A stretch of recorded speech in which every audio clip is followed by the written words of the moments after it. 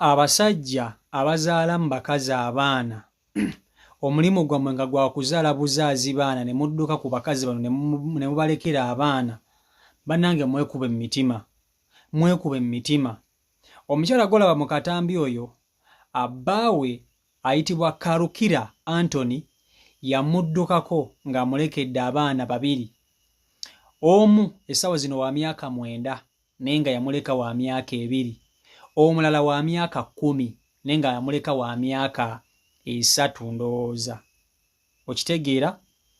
Wayiseewo kumpi emyaka nga 8 ku 7 omusajja wabula. Abaana bano bakuze, tebasomangako, abaana tebamanyi yadde ne bwefaanana. Omukyala obuvunaanyizibwa alina bungi nti naye teyasobola nakuweerera abaana bano, naye nga waba muzaalamu n'omuddukako n'omuleka mu nnyumba n'abaana bano. Abasajja omulimu gwammwe gwa kuzaala buzazizaazi ng'abakazi mubaddukako kiki? Bwe mubeereyo gye mubeera temufuna kibaluma ku mutima nti nina omusaayi gwange ogunnumiriza gwe nasuula. Mulya emmere n'ebakka mu vvi mmwe basajja mmwe, ne muzaala mu bakazi abaana ne mubaddukako. Ekikwewuunyisa nti ne gye mulaga sibo muwasayo abakazi ne muzaala abaana abalala. Osobola okwebaka otwo ne tujja naye ng'olinayo abaana b'omanyi nti waleka omukazi mu nnyumba n'omuddukako. So Anthony Karukira, bw'oba olaba vidiyo eno, noonya ku mukyalawo ono omumanyi, noonya ku mukyalawo onoonye ku baana bo. Omusaayi gwe gukukaabirira, abaana baagala kusoma, omukazi talina buyambi. Noonya ku baana bo muganda wange. Toswaza kitonde kisajja, beera omusajja. Temuzaala abaana be mutagenda sobola kulabirira. Mukiwulira? Mubeere abasajja abakulu. Odduse eno ne gy'olaze era ozaddeyo. Omulimu gwammwe gwa kuzaala buzaazizaazi. Kasooke nkutuuseko omukyalo n'omwewulireko ng'awanjagira Anthony eyamuzaalamu abaana n'abamusuulirira kati emyaka kumpi 10. Vidiyo yiiyo. Wonna wooli badde nkusaba nti nkunoonya obeera mu bitundu by'e Kamwokya. Abaana bo baabano baakula. Babandekera omu alina 2, omulala alina 3, kati omu alina 9, omulala 10. Ono ye Puushu Mbuniga, ono ye Mugarukira Anthony. Badde nkusaba wonna wooli oba wabula oba wabaaki oba wabaaki, badde nkusaba at least abaana bagende ku ssomero ka school fees. Kuba nange omulimu gwenkola nti teguli awo nti ne baguyingiza nnyo. Nange njiyanga omukazi naye school fees amenya. N'olwekyo mbadde nkusaba onyambe olabike abaana bakubuuza bakunoonya basomeko, tebamanyi na efaanana yadde. Badde nkusaba busabi okume abaana olabikeko nabo bakumanye nti no waliyo taata abo oba wafa tutegeere. Nkunoonya abaana bo beebo baakula. Wabandekera omu alina 2, omulala ng'alina 3, kati omu alina 8, omulala alina 9. Abaana bakuze sikyalina busobozi, tebasomangako. Nange ze tukolawo ze tulya. Ntuuse bwenkooyera ssebo Anthony wonna wooli oli mu bitundu by'e Kamwokya. Nkunoonya abaana bakwagala, balwadde, tewaliwo ssente. Nange sikola bulungi, emirimu gyenkola tegiyingiza bulungi. Nkwegayiridde nkunoonya Mugarukira Anthony, abaana baabo bakuze. Ssebo yonna gy'oli tukwegayiridde. Tusaba ku school fees oba obuyambi. Kuba nange nkooye okulabirira abaana, nange sirina nti nera mulimu gwe nasoma guli awo gw'amaanyi. Ssebo njoleza abantu engoye naye bambi mbadde nkusaba ojjukira abaana bo kubeera babazaala obaagala oleme bandekera. Mugarukira Anthony amundabiddeko yenna bambi mugamba obuvunaanyizibwa.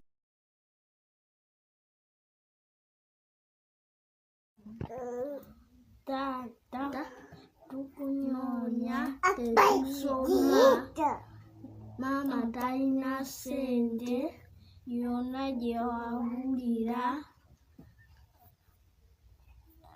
naffe twagala kusoma. Tukwegayiridde naffe tetusomangako jangu tukwagala tukuze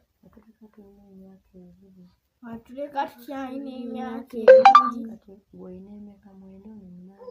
tukyalina 9 9 nze 8 tetukulaba. So basajja mmwe mulekerawo okugenda nga mugabagaba bugabi sipamuzi zammwe. Bw'oba okedde ku makya n'ogamba nti oggyemu empale ogenda kuzaala abaana, kimanye nti olina okuteekinga full responsibility ku baana abo. Mulekerawo okuzaala abaana ne mubasuulira abakazi. Kati omukazi omulekera abaana 2 tomuwadde n'ennusu 10 okumala emyaka 9, tomukubira ssimu, omukazi tamanyi na gy'oli, naye awulira buulizi nti olabika obeera wano, olabika obeera wano, olabika obeera wano. Mubeereyo ne mutafaayo na kumanya nti omusaayi gwo gwe waleka ebweru oguzaawo okukamala ogukuwanjagira. Tuba tebibalumiriza ebintu bino basajja mmwe. Nze neewuunye oba mulina mitima gya bikere nga n'enkoko ekera ku makya neezaala obwana bwayo n'ebulabirira n'ebunoonyeza ekyokulya n'ebutakulira. Enkoko etategeera nga muntu. Okitegeera ekintu ekyo. So Karukira Anthony noonya abaana bo, beebo boolaba abo, noonya abaana bo. Vidiyo n'oba ogiraba Karukira Anthony beebo abaana bo bakuze. Omu wa myaka 9 wamuleka wa myaka 2, omulala wa myaka 10 wamuleka wa myaka 3. Abaana tewabazaalanga bumiu, tebona tewabaspacinga ng'omulimu ogwali gwa kuzaala buzazi zazinoma n'odduka. Omwana omu wamuzaako wa mwaka gumu, kyokka omukazi n'omusula mu nnyumba n'odduka n'ogenda. Basajja bo mwetereza abamu mwana, temuswaza kitonde kisajja. Okitegeera ekintu ekyo. So byebyo abasajja mumanye nti bwokera ku makya n'oyagala okuba nti ozaala, kale omukazi n'oba tomuwasizza n'osalawo moving on, kubanga ebibeerawo mu maka tetubimanya, wabawo ensonga lwaki wagenda. Naye faayo kubanga bano abaana bo bawazaala tebabimanyi, tebamanyi byaliwo wakati wo na mukyalawo. Muweeyo ky'omuwaayo, alabirire abaana bo baweerere, kubanga gw'osigala oli taata waabwe. Oba maama waabwe tomwagala, oba maama waabwe yakukikola ki, mwabamanyi. Kale bamuggyeeko abaana abo, bamuggyeeko. Okitegeera, batwale mu kyalo. Omanye nti bwe baba bali mu kyalo bajja kulabirira, oba oba toyagala bajja ku maama waabwe, bawengayo ekyo, batwale ku ssomero. Naye temusuula abaana bammwe bwe mutyo. Byebyo bisiraani ne munoonya ssente nga temuziraba, naye nga waliwo omusaayi ogwazaawa ogukaabirira emabega. Ng'ogamba bannange lwaki ssente zimbuze, naye nga byebino. So Karukira Anthony obiwulidde. Si Michael Uganda YouTube channel kwoli, mubeere bulungi, mweraba.